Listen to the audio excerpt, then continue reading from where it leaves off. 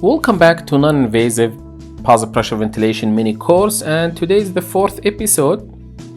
Make sure you watch them in order, please. Every episode build on the episode before. So far we know that P, positive end expiratory pressure, is equivalent to the CPAP, the same CPAPs, the same like EPAP.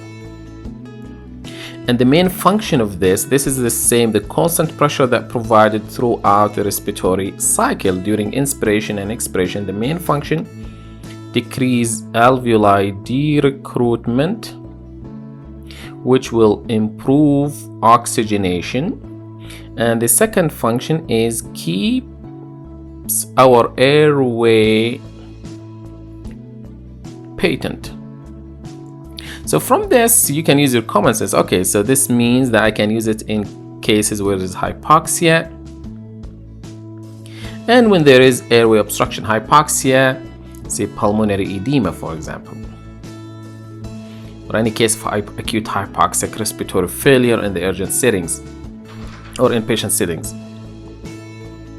Now, this function make you think that we can use this in obstructive sleep apnea, obesity, hypoventilation syndrome, some neuromuscular disorders like muscular dystrophies with all different types. Now, the pressure support, or the other name delta P, or as we said, the difference between inspiratory pressure minus PEEP in pressure control, or the other thing confusing, is it equivalent to the IPAP, or the difference between IPAP minus EPAP, depends on how the institution interpret that. But this is oxygenation,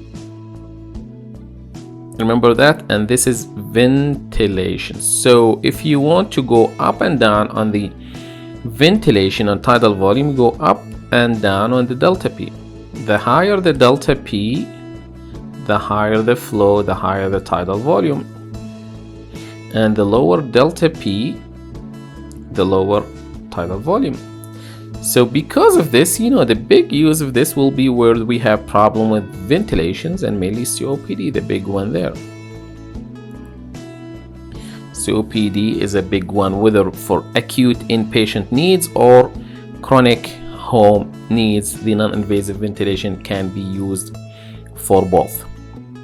So that's a big. Also, I don't want to say that will come to the clinical use. Can be used for a short period, like trial for 1 to 2 hours in severe asthma exacerbation, trying to avoid being intubated. So I just want you to remember this.